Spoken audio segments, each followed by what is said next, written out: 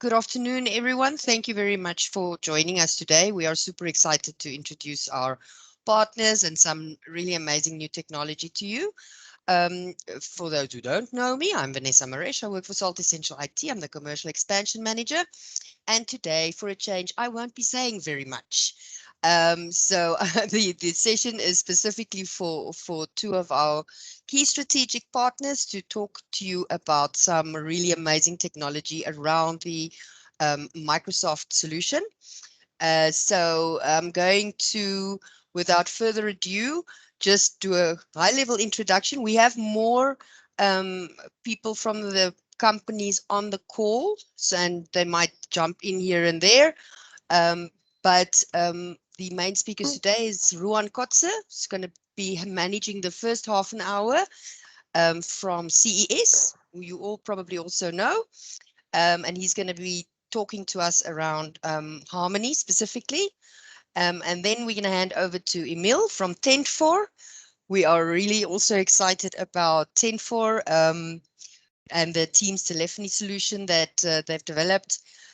So the recording has started. Guys, we're going to try to stick to time, so I'm just going to be reminding everyone on time. I know everybody is busy, and you know, we're honored to have you here for an hour, so we hope we're going to make it worth your while. So without further ado, and now Ruan, you are more than welcome to take over the screen, and yeah, over to you. Thanks very much, Vanessa. I appreciate the opportunity. So what I want to talk to you about today are the challenges we face with email and collaboration app security and how you can overcome them with Checkpoint's Harmony, Email, and Office. In case you are new to Checkpoint, they are a premier Microsoft security partner. In fact, for 2020, Checkpoint was the top global ISV partner and the #1 worldwide co-sell partner. In addition, Checkpoint won the award for most prolific integration partner, as well as the Microsoft America Partner of the Year for Commercial Marketplace. Checkpoint is also a founding member of the Microsoft Intelligent Security Association. So it's definitely not news to anyone that email and collaboration apps are some of the most fundamental business tools. We send more emails than ever and use apps such as OneDrive, Teams, and others in order to collaborate. Cybercriminals are taking advantage of this new trend. Even before the pandemic and work from home era, email has always been a major threat vector. In 2019, over 90% of malware reached organizations through malicious emails. But even as we got better in defending against malware, 2020 saw a huge rise in phishing attacks, which mostly originate in emails.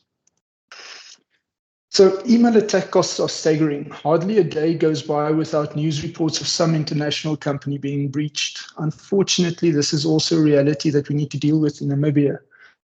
We might not be so big in relative economic terms, but that we are one of the most, if not the most, attacked countries in Africa. We've seen public reports of Namibian companies suffering due to phishing and ransomware. Unfortunately, the reported incidents surely are just the tip of the iceberg. For an economy dealing with the fallout from the COVID pandemic, the last thing your average Namibian business needs are losses incurred due to security incidents. So what do we do about that? What we need is a unified solution that protects both email and collaboration apps from all imminent threats in a single, easy-to-use platform. Looking to the left, you can see that we support all popular platforms in use today. This includes Teams, OneDrive, SharePoint, and Office 365. And we provide industry-leading protection against data leakage, malicious attachments, spear phishing, basically all the risks all the email-borne risks that companies face today. How does it work? So it uses a solution called the Checkpoint Threat Cloud to prevent the most advanced phishing attacks, analyzing over 300 phishing indicators and delivering an accurate verdict in seconds, assuring no productivity impact. In this example, we can see a Microsoft impersonation email. Threat Cloud detected a bad URL and domain reputation. We also see suspicious body language through natural language processing, and then Microsoft impersonation. This email would, of course, then be blocked by Harmony, Email, and Office. When it comes to malicious attachments and files, Harmony Email and Office employs threat extraction, which is our content disarming and reconstruction technology, and threat emulation, which is the sandbox technology. So if a user receives a file with active content, the file is cleaned from any potentially malicious content and delivered to the user. With all the active content like macros, these kind of things stripped. What happens then in the background is the file is executed in a sandbox environment and to find out whether it's malicious or safe. In this case, it's safe, so the user can access the original file without any admin intervention. So moving on from attachments to emails with dangerous links, the solution rewrites suspicious links, and every time a user clicks on a link, the solution directs it to Checkpoint's Red Cloud for a thorough inspection using AI and sandboxing engines, which prevents 0 days. The solution then blocks access to the URL if found malicious. In this case, the URL links to a file download.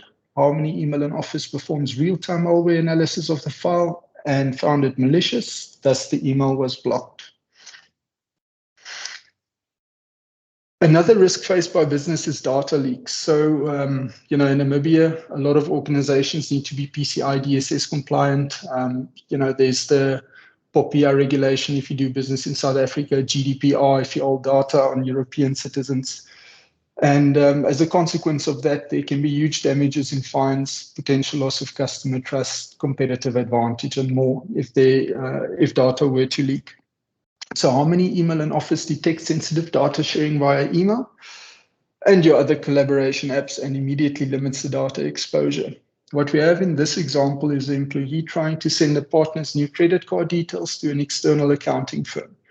The email is blocked due to a violation of DLP policy, which prevents the sharing of credit card numbers. So we, just to expand a bit on that, we include about 300 pre-built data types, and then you can construct your own. Basically, if you can describe the data, you can prevent leakage of it. And it's not just limited to email. We look at the OneDrive, the SharePoint online repository, so you get complete coverage for the organization. Then, unfortunately, with most security solutions, there's an inverse correlation between how secure it is and how easy it is to use.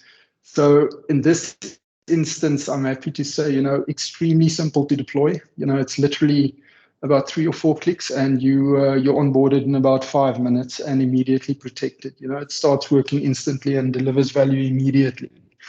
Harmony Email and Office will automatically configure the Office 365 backend for you, and it monitors the configuration so that there's no maintenance required. Another very cool thing is that after the onboarding, it's retroactively going to scan all the mailboxes for you, your OneDrive repositories, your SharePoints, and basically removes any threats that it finds there. And then, everyone's very busy. Everyone's overworked. So we know you don't have all day to jump between dashboards. So Harmony provides a clear view of your security posture and findings in one very easy to consume dashboard. You can see your security events, your attack trends, and your attack location maps. And it's an interactive dashboard, so you can drill down into basically anything that is highlighted on the dashboard. And then my last slide, we spend a lot of time now talking about the cloud integration, but no matter where you are on your cloud journey, whether you're still on-prem, you've got one toe in the water, or whether you're fully in the cloud, we can protect you every single step of the way. So we can eliminate your risk no matter where you are in your cloud journey.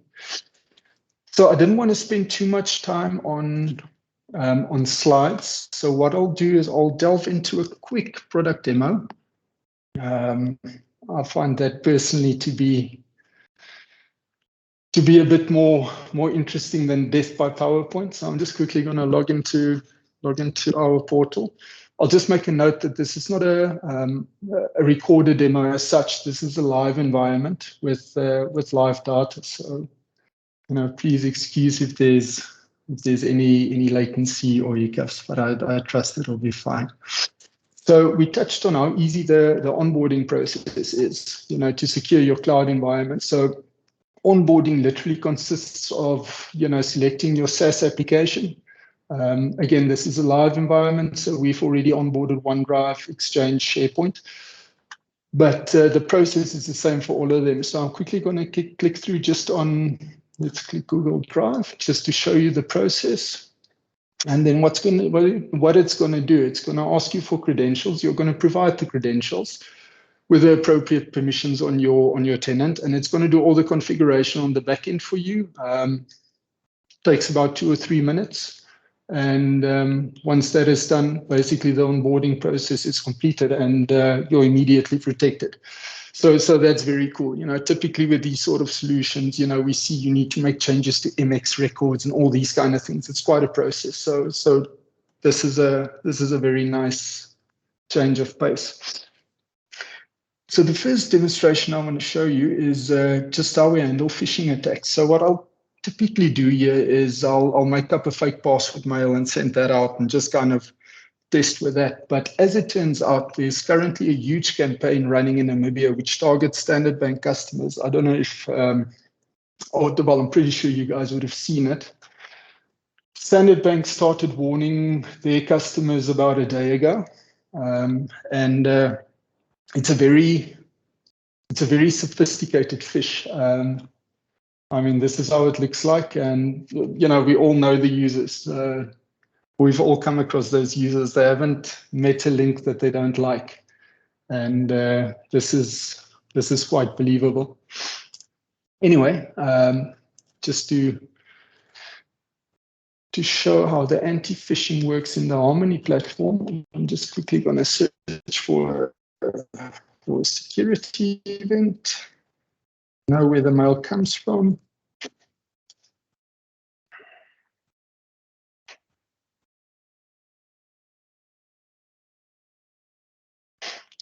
Okay, so let's quickly open an example here.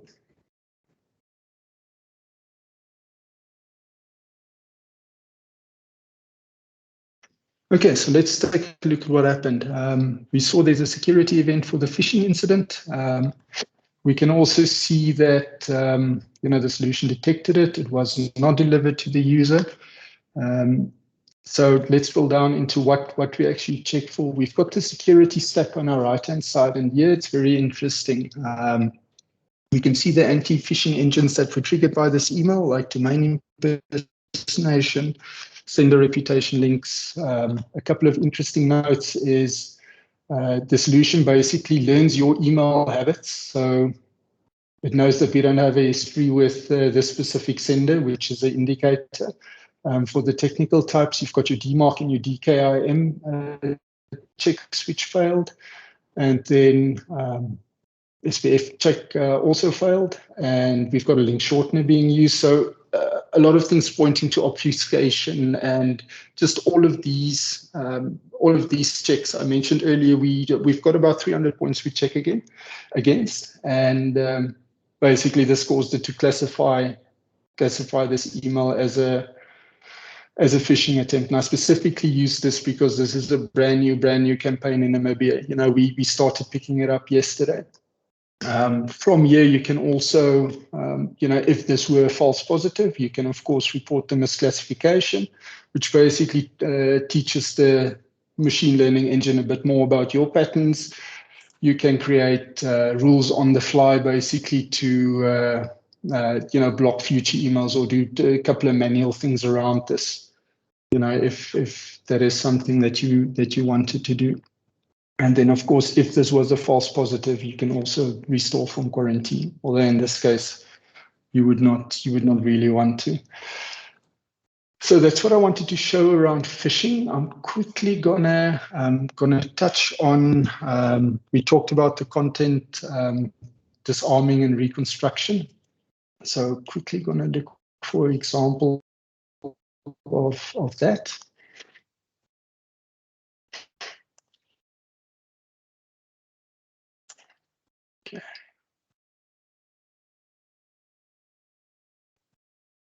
As I said, this is a live environment, so please bear with me if there's the odd delay. So here we can see there was something that was actually sent to me. Unfortunately, did not reach me. Wait for it to open up.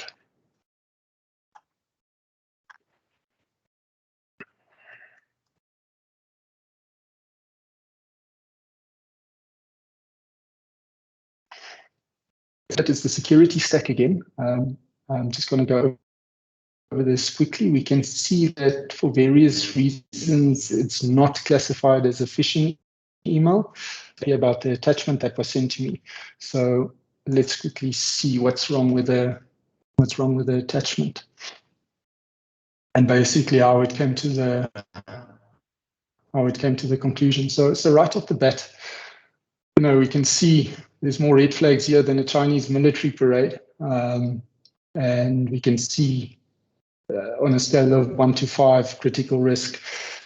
And if you're in compliance, you would be familiar with the MITRE attack framework, which is basically a way of describing adversarial tactics, the steps that an attacker would use to breach an organization. So we can see that this simple Excel file triggered all these, basically all these boxes. And then, you might ask, but how does it determine this by scanning a simple Excel file? So, that goes to the sandboxing that we spoke about earlier. So if it receives a file and it, it's not a known file, it's going to execute it in a sandbox environment, which is basically a fancy security term for a virtual machine. It's going to open the file. It's going to see what this file does, what it accesses on the hard drive. Does it try to encrypt something? Does it make network accesses? And based on all these behavioral components, it's going to establish a verdict. Is the file malicious or is it benign? In this case, we can see, due to our sandbox analysis, we can see this simple Excel file basically try to access all these files. And I mean, this is, I don't know about your Excel files, but I prefer mine to not do all these things. So again, based on all these criteria, the file was determined a critical risk and it was blocked. The cool thing about this is we don't need signatures for risks. It can be a 0 day. You don't care how the file looks. We care what it does. And you can be protected against, even though there's no antivirus signatures or whatever, we will protect you against that. So that's the malware. And now quickly, we touched on the data leakage prevention. Quickly going to search for just for a DLP event, show you how that works in action.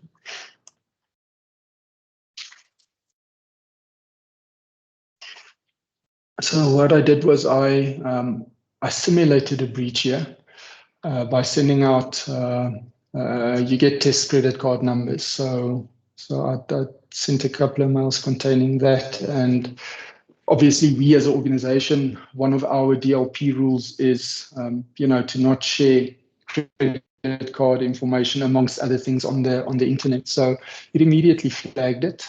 And if, again, we drill into the security stack, we can see it triggered these rules of ours. And this is related to PCI. But I mean, I mentioned earlier, we've got 300 pre-built data types. You can do your own sort of thing. You can prevent pay slips from getting out. You can prevent press releases, report packs, or whatever the case might be, on file metadata. You can, if you can describe the data, you can basically prevent it from leaking. So the last thing I want to touch on, we spend a lot of time now talking about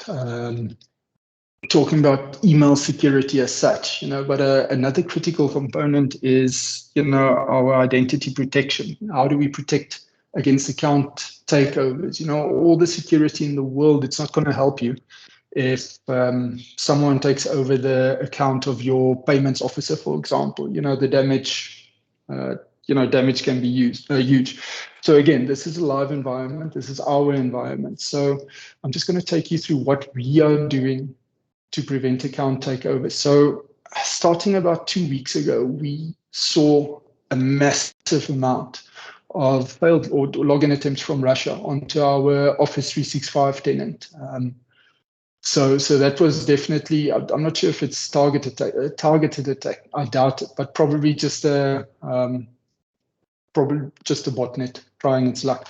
Regardless, we wanted to filter out that noise. So we disabled all login attempts from Russia. And how this works is we integrate with, firstly, with Active Directory Federation services for Azure and Azure AD. So basically, Azure AD will perform the authentication bit and we do the authorization bit. And because we're in that position, we can block all these login attempts. Then, because we're a Namibian company, we want to make, if there's users logging in from Namibia, we want to make it as frictionless as possible. You enter your username and your password, and basically you're good to go. Then, if you're traveling outside of Namibia, we want to be a bit more careful with you. So what we do is we're going to allow it with with a couple of other compliance checks. Firstly, we're going to require that you have our agent on your device, whether it's a mobile device or a laptop. We're going to enforce MFA, even if you don't have it configured on the Microsoft side. We're still going to enforce it on this side. And then we're also going to prohibit sign-in if your device is at risk or deemed to be at risk. So, when we talk about risk, what are we talking about? If you're Android, if your device is rooted, or on Apple, if it's jailbroken, you're not allowed to access our Office 365 tenant. And furthermore, if there's malware on your device, we're also not going to allow you to access our Office 365 tenant. And then, just like on a firewall, we've got a default deny at the bottom. And this is just a practical example of how you would, protect your Office 365 tenant accounts, your user accounts against takeover. Let's say, for example, you've got an executive traveling to America or the UK, then you can create a specific rule for him, to accept logins from that geographical region. You can get quite creative, and we find that this is an area that's very often overlooked when when we talk cloud security and Office 365 security. And Vanessa, that is basically what I wanted to talk about today. So thanks a lot for the opportunity, and we really, really appreciate it. Thank you to you, Ruan, and thanks for presenting today and also showing some demo. I know that's always more interesting than the slides, so thanks for that. So thank you very much. Then we're a little bit then ahead of schedule, which is fantastic. We might be able to give you some time back. Depends on, firstly, if there are any questions for Ruan from the floor.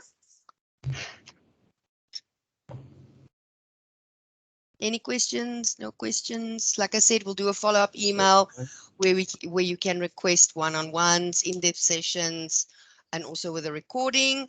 So if there are no questions, I'm going to hand over to Emil, and the floor is yours. Thanks, Vanessa, and thanks for the opportunity to be here. And thanks for that interesting presentation. Great to see a demo. I'm actually going to, we may have a sneak peek at a demo towards the end, but it's quite a substantial demo to go over a contact center system. So I told Vanessa that we'll be happy to do a deep dive with anyone who's interested afterwards. So reach out to the team at Salt to book that in that case. But I'm going to go over more general terms, some of the things we can do today with Teams Telephony that's quite unique, and also look into what we can do with a contact center like Tendfor today. So I'm going to start sharing my screen here.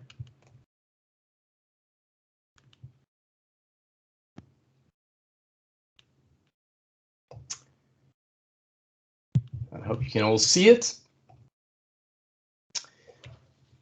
So first, a little bit of background on Microsoft Telephony for professional functionality for agents, for contact center agents, switchboard attendants. Tendfor started very early building a solution. It's a little bit over 8 years ago now. with the goal of delivering large-scale carrier-grade cloud-based support systems for professional agents for Microsoft Telephony. We had the intention of being there with the new APIs Microsoft was working on back then for Skype for Business Online. So that's what we were working with. As you probably know, those were never released. They were due to be released around 2016. They were never released. Instead, they told us this platform is going to be end of life. There's going to be something much better coming on the horizon where you'll be able to do much more, and we'll have new APIs for those. So we had to wait. Customers who wanted to work fully in the cloud for professional agents had to wait as well. The water kind of sucked out of the market. We knew something was coming. There was something strange going on with the water. Disappeared. Microsoft was still talking cloud, but there was really no solution for Skype for Business telephony for professional agents in the cloud. It remained on-prem for that purpose. And then end of 2019, Microsoft finally released the API for this new great platform that I'm sure a lot of us are working with right now. So when we work from at home and do a lot of our collaboration tasks as well as meetings such as these, of course.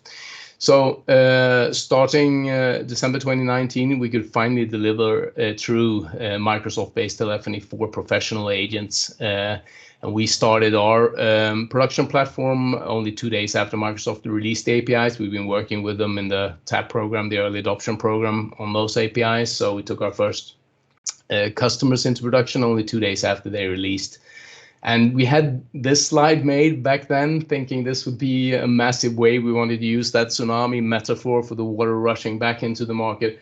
Of course, with what happened in 2020, this wave is probably 5 times higher than we expected. And we still had all our chips on the table for this development to be quite massive. But yeah, just a huge interest in being able to move professional agents into the work from home platform, the collaboration platform already in use, and often already in use for telephony in general, but now you can also bring professional agents in there. And Teams is quite a unique voice platform. Not only can we now do pretty much everything we've been able to do with traditional voice platforms just based on Teams alone. I'll get to that a little bit, but that's thanks to the APIs that Microsoft has released now. But we can actually do things with the Teams platform that we've never been able to do with any platform before, so voice platform. And that's something that I think even Microsoft probably doesn't communicate enough, but it's pretty interesting to know that, especially if you have a multinational organization, there's things you can do now that has been kind of the wet dream for multinationals for a long time, but that has never been possible with any other platform before. So I'll get to that.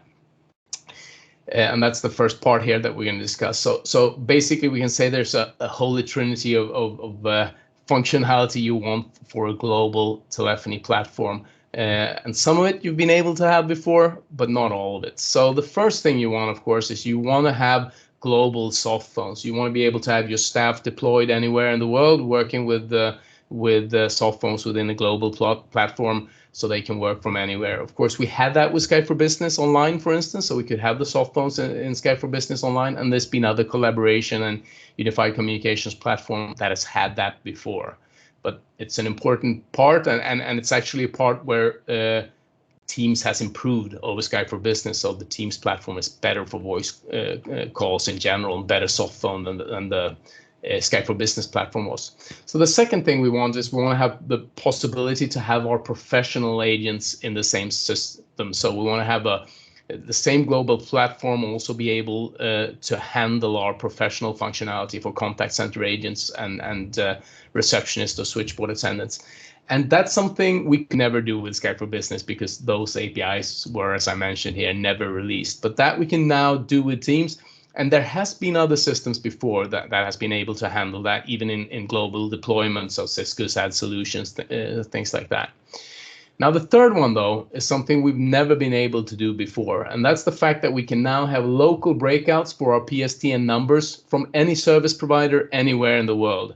So using an API-based system in Teams, you can go to any service provider, get your direct routing numbers into Microsoft 365, and you can use them in this global platform. for your professional agents and your queues. So you can have agents all over the world. Your organization can go out and buy from subsidiaries or local offices, buy their own numbers in each country, and just have the numbers routed into Microsoft 365. And we can then use all of those numbers. Doesn't matter if they come from different service provider. I'll get back to that in a bit more detail here. But that's something that's never been possible before. We can also go to Microsoft, get the numbers from them. So using their calling plans offers.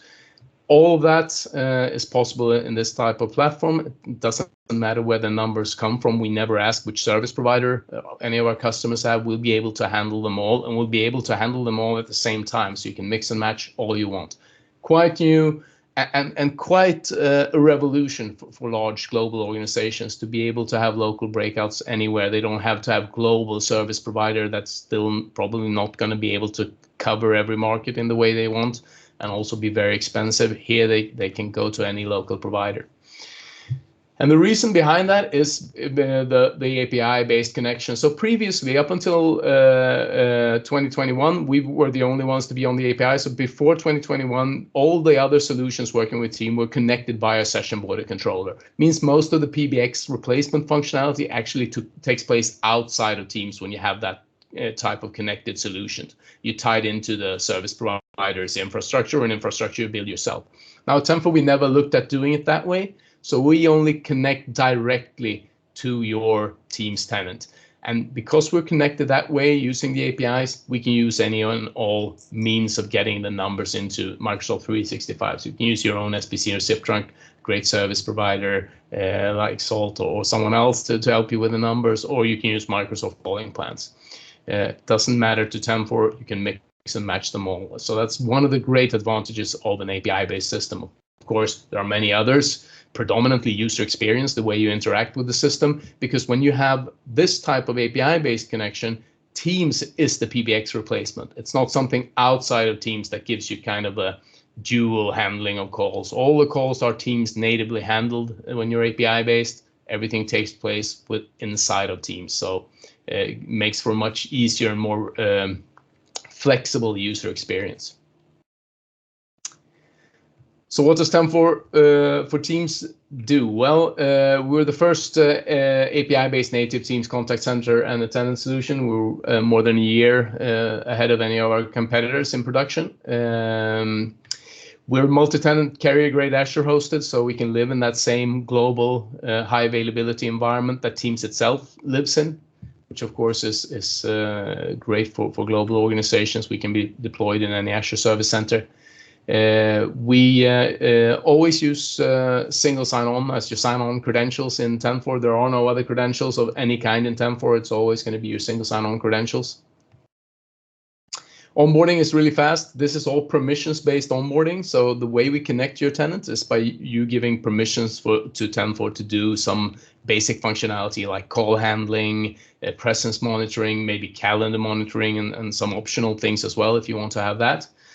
And that means basic onboarding is done in 15 minutes by the partner or by the customer and the partner if they work together on that. It's basically giving us some information about the tenant and then giving permissions via links for Tendfor to do basic functionality against your tenant.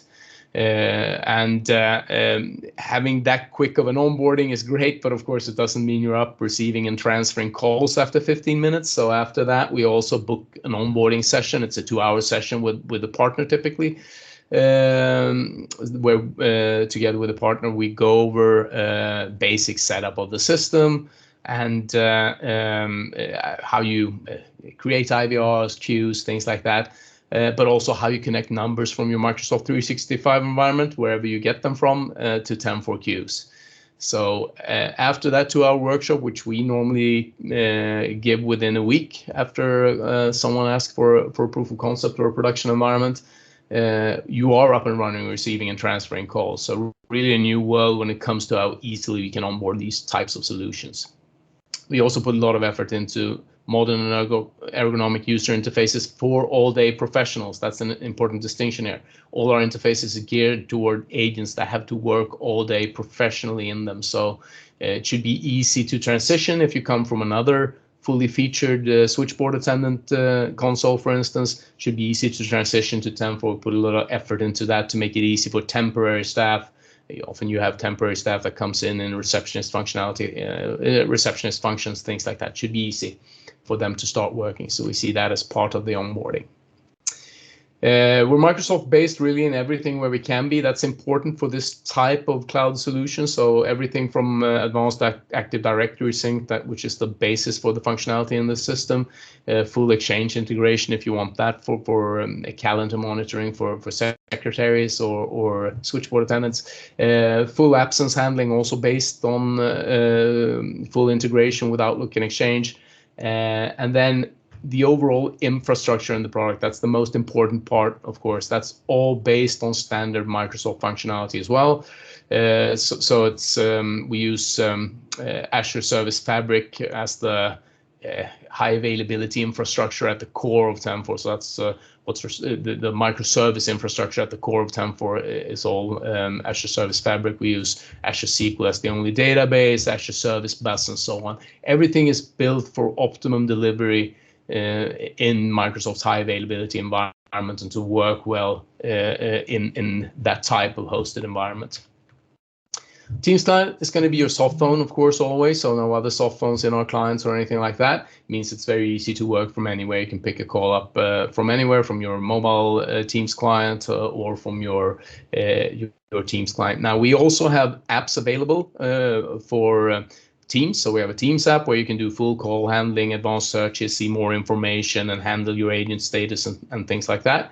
But we also have mobile apps for Android, iOS, browser plugins. There's a full desktop client for the really advanced switchboard attendant use, for instance. We can still deliver that only fully well to match the best legacy style attendants in a desktop client at this time.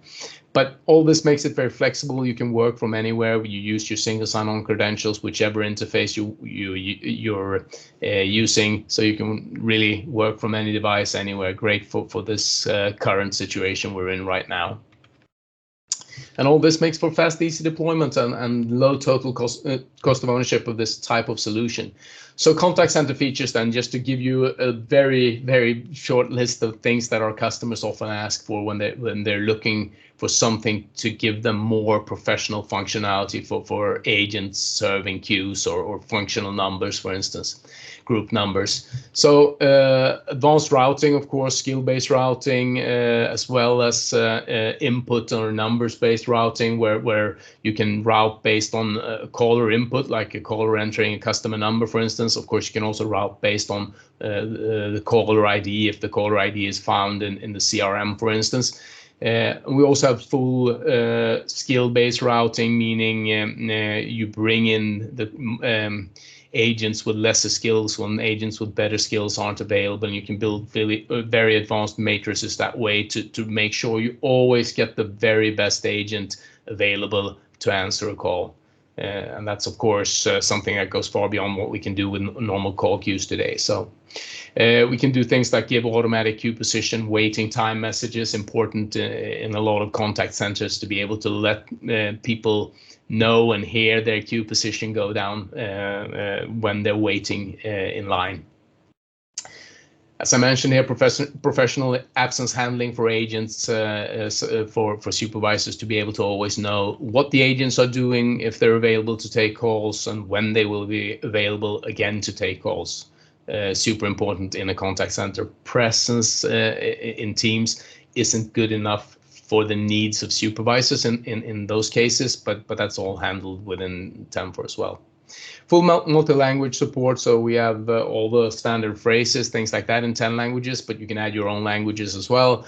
And the system is built for being fully multi-language supported throughout. So if you have an IVR, you don't have to build the IVR in 3 languages. If you have 3 languages in your organization, you just build it once, you make your language pick, and after that, everything will be in that language. Even when you come into a queue, then your recurring messages with queue positions, things like that, that's going to be in that language that you selected before. So it's an important function that's often requested as well in more advanced contact centers.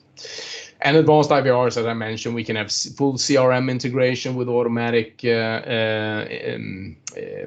directions from Tendfor to which views they should show in the CRM to agents working mostly in other systems like Microsoft CRM or things like that.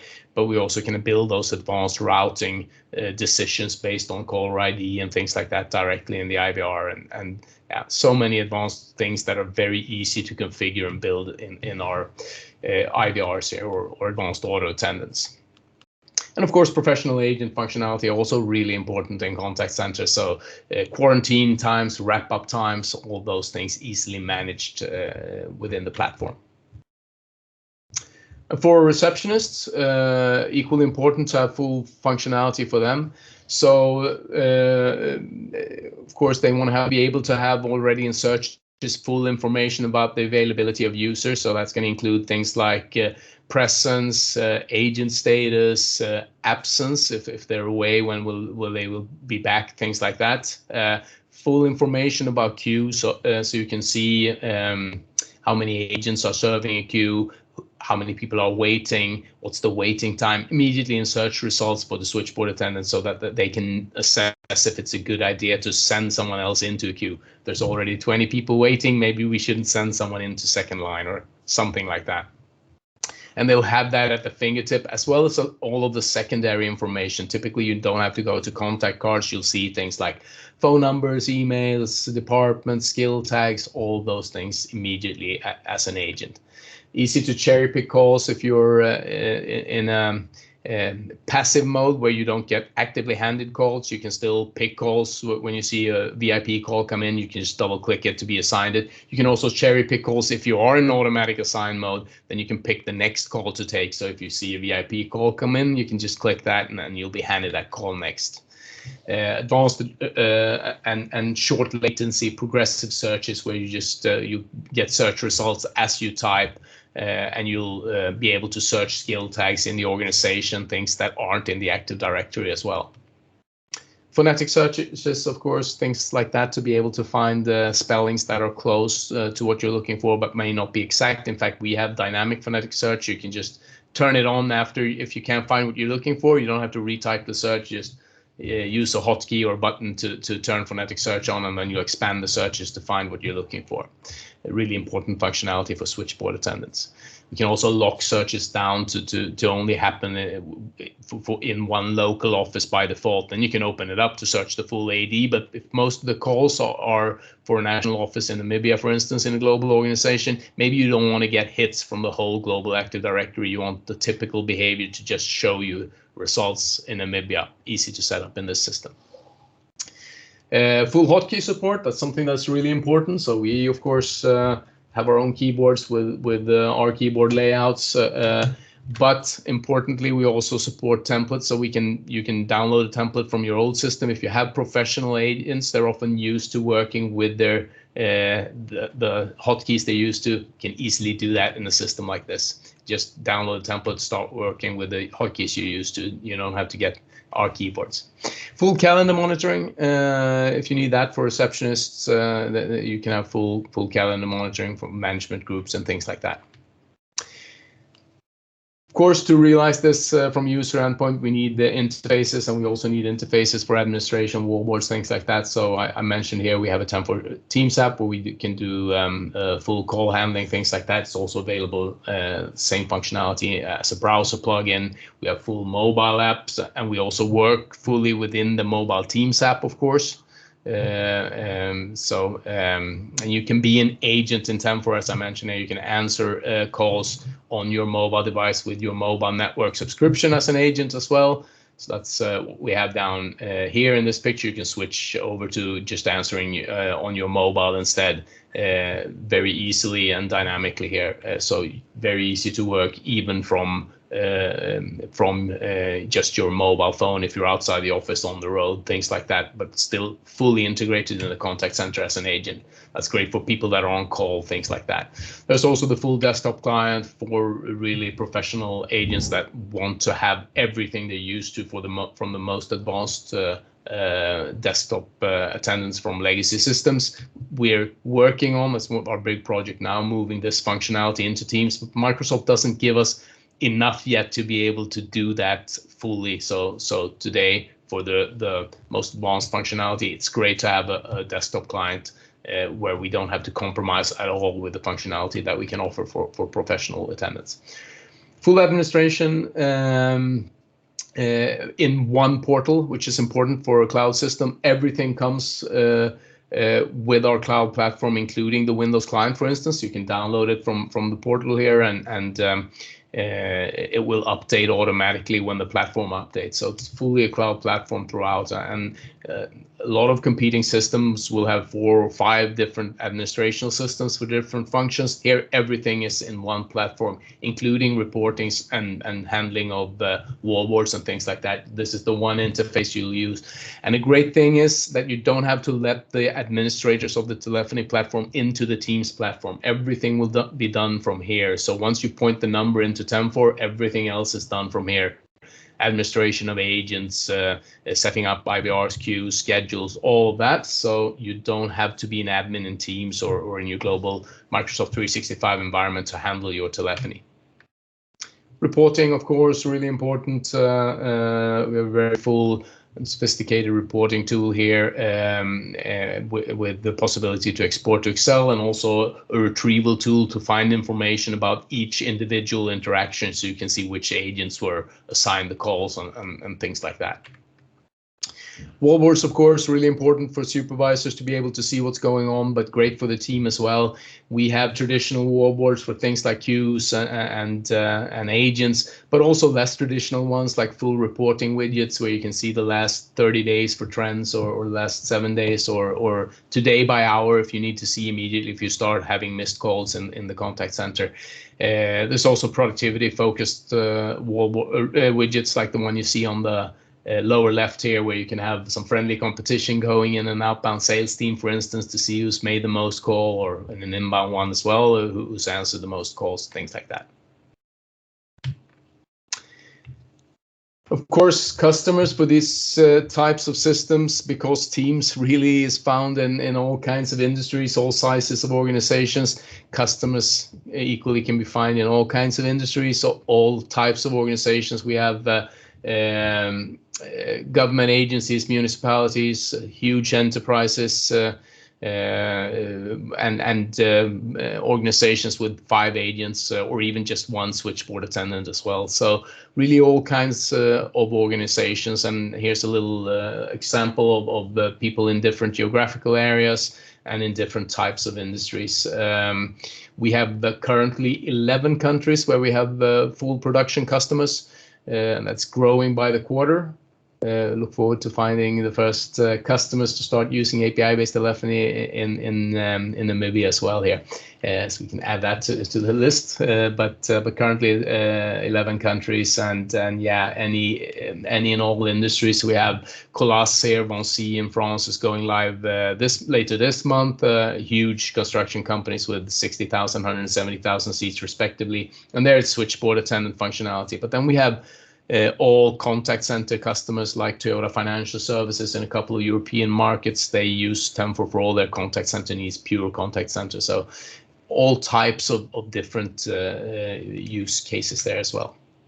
So yeah, a great way to ride that tsunami wave that's rolling in now, with possibilities of doing things in Teams. That's what we hope to bring to the table for customers that want to be able to increase their service level and work from home capabilities for professional agents as well, without compromising with functionality. That's what we do. So a great way to leverage the full potential of the Teams revolution here. And since we have a few extra minutes now, maybe we'll give a quick demo as well. I'll check with you, Vanessa, if you think that's a good idea. If you want to open up for questions, if there are questions, you can do that as well. You Vanessa, decide what you think. Well, let's see if there are any questions. I mean, we can also always have the deep dive session where you can do demos. So are there any questions that the floor has for Emil and his team around the Tendfor solution? Not? Okay, so then I think we will have 10 minutes left for a demo. So please blow us away. Yeah, it's going to be a short look at just a few of the things we can do and how the system works in practice. Demos is what we enjoy the most. I fully agree with the previous speaker here that demos is the most fun. With the limited time we have today, it's going to be a very quick sneak peek, but let's have a look at a few of the things we can do. So we'll jump into the system here. And I'm going to show you some of the different functions we can do with Tendfor, that we can handle with Tendfor. And the first example I'm going to give you is an example where we have an agent that's working predominantly in another system. In this case, you can see it's Microsoft CRM. In that scenario, you typically want to devote as much screen real estate as possible to that other system. In this case, Microsoft CRM here. That's where I do my work. And in those scenarios, we can still run Tendfor's desktop client here in this ribbon view, where we can do full call handling, but we can have Tendfor then show the right views to the agent in the CRM. So I'm going to show you an example of that here, where I call into a support hotline, customer-facing support hotline in this case. So I'll call in, and we'll make that call up here. Thank you for calling Sphere Support. We will assist you as soon as we possibly can. For even faster service, please enter your customer ID. Finish by pressing the pound key. So in this case, I'm asked to identify with a customer ID, and I can use that both to find the right agent, but also... Thank you. You will now be connected to one of our support professionals. But also to get the right information to the agent. So now the call comes in, and if I was only working in the Teams client here, I would just pick up down here. So it's still a Teams call, but I can also answer in our Windows client. Before I do that, we'll listen to the recurring messages here. All our agents are currently busy. Please hold and we will answer your call as soon as possible. One agent is working hard to assist you as soon as possible. You are number 1 in line. The estimated waiting time is 1 minute. So I can give those types of information, and when we pick up now, you're not going to give all those 3. Typically it's queue position, and then you can hear your queue position go down every 30-40 seconds or something like that. But they're all available, and they're all available in 10 languages as well. So when I pick up now, immediately I pop my customer card here based on that simple customer ID that I entered.